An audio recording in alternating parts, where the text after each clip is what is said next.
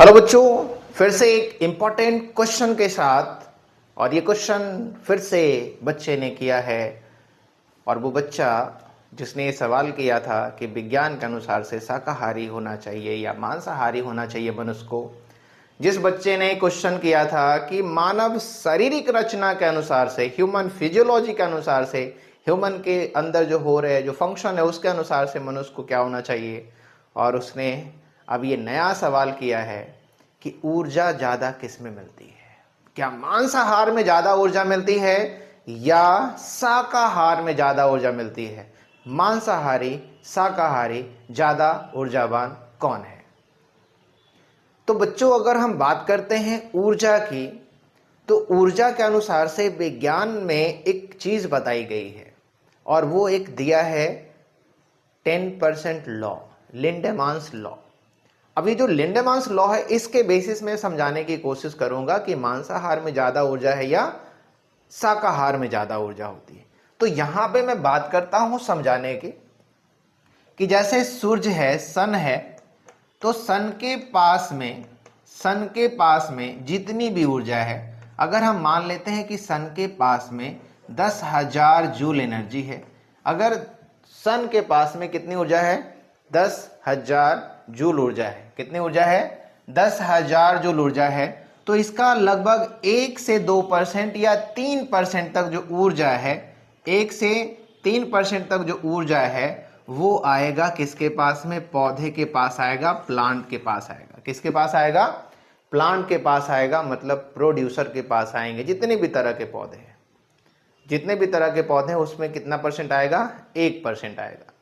अगर हम बात करते हैं यहाँ पे कि 1% आ रहा है, 10,000 का अगर 1% की बात करते हैं, तो 10,000 के अगर 1% की बात करते हैं बच्चों, तो आप सोच लो कि 10,000 का 1% कितना होता है। तो 10,000 का 1% अगर देखोगे बच्चों, तो आपको मिलेगा क्या? 100 जूल। कितना मिलता है? 100 जूल ऊर्जा। यानी पौधे के पास में जो ऊर्जा आ रही है ना, जो ऊर्जा आ रही है वो कितना आ रहा है?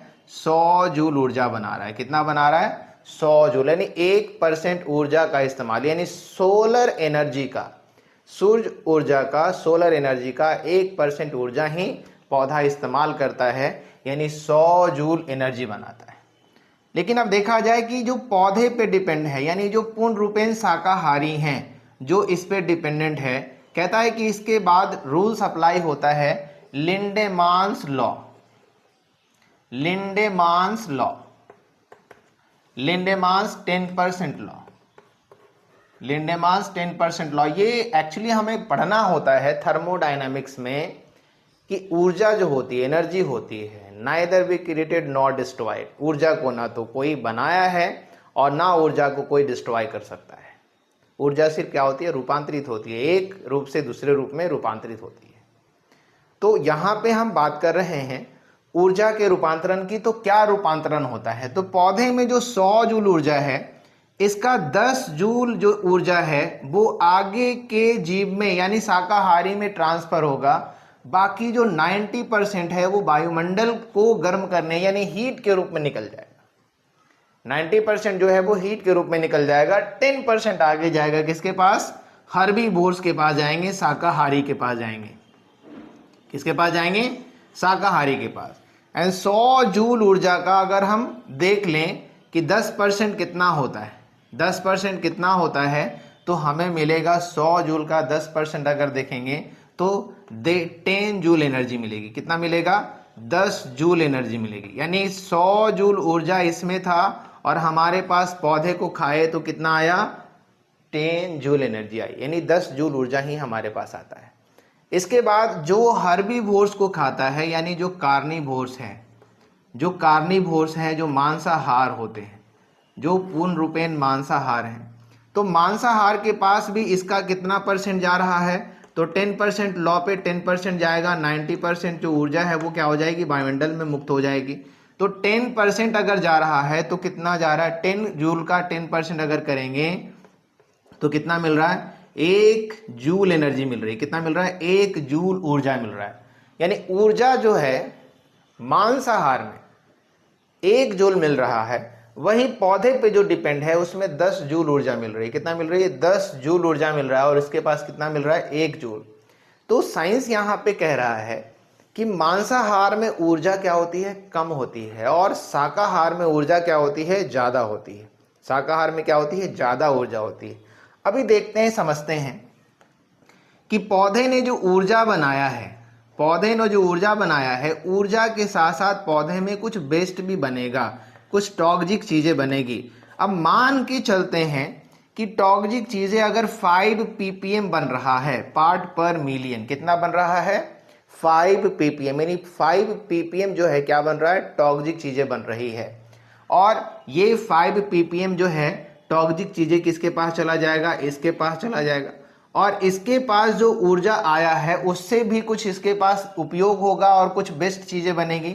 अगर हम मान के चलें कि 5 ppm ऊर्जा इसके 5 ppm बेस्ट इसके पास भी बना, मतलब कुल मिला के इसके आगे जाने वाले जो जीव हैं उस पे कितना हो गया? इसके पास 10 ppm जो है बेस्ट इसके पास चला गया, और इसके पास खुद का बना हुआ जो 5 ppm बेस्ट होगा, यानी कुल मिला के इसके पास क्या है? 15 ppm बेस्ट हो गया। यानी इसके पास टॉक्सिडिटी हो गई कितना? 15। इसके पास टॉक्सिडिटी कितना हो गई? 10 ppm टॉक्सिडिटी हो गई। इसके पास 10 ppm हो गया, और इसके पास टॉक्सिडिटी कितनी हो गई? 5 ppm हो गई। कितनी हो गई? 5 ppm हो गई। यानी पार्ट पर मिलियन एक यूनिट है जो टॉक्सिडिटी को मेजर करता है, टॉक्सिडिटी को मेजर करता है। तो यहाँ पर जो जहरीले पदार्थ की बात है, टॉक्सिसिटी की बात है, वेस्ट मटेरियल की बात है, तो यहाँ पर देख लो, इसके पास में 100 जूल ऊर्जा है, इसके पास इसका 10 जूल ऊर्जा गया, इसके पास इसका 1 जूल ऊर्जा गया, इसके पास जो है बेस्ट 5 ppm है, इसके पास 10 ppm है, और इसके पास 15 ppm है। तो एक्युमुलेशन ऑफ वेस्ट यानी टॉक्सिक जहरीली चीज़ों का जमाव कार्निवोर्स में ज़्यादा हो रहा है, मांसाहार में ज़्यादा हो रहा है। कार्निवोर्स में टॉक्सिक चीज़ों का जमाव ज़्यादा हो रहा है, और यहाँ पर देखो प्लांट में या हर्बीवोर्स में वही चीज़ें क्या है? कम है। हर्बीवोर्स में मांसाहार से कम है, और पूर्ण रूपेण जो प्लांट है उसमें उससे भी कम है। तो इसका बेस्ट इसमें एक्युमुलेट होगा, और इसका बेस्ट इसमें जमा हुआ, और इसका खुद का बेस्ट इसमें जाकर के ऐड हो गया।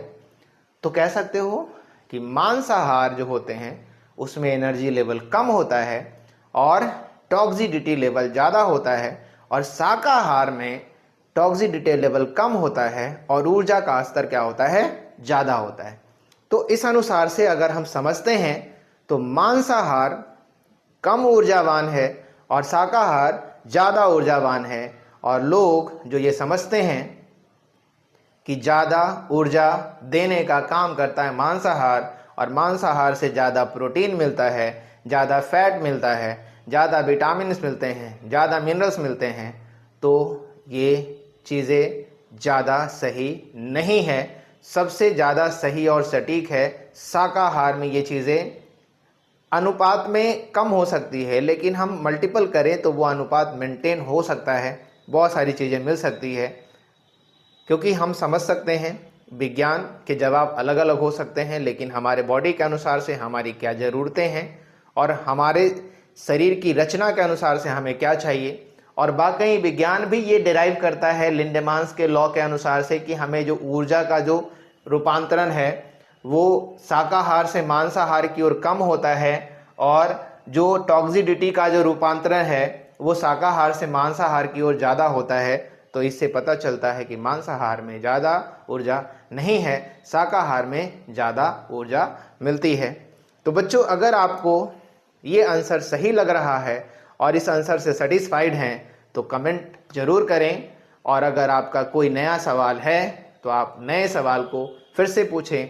हम सटीक और सही जवाब के साथ फिर से उपस्थित होंगे और कोशिश करेंगे कि आप आंसर से सेटिस्फाइड हों, और ना हो तो भी कमेंट करें।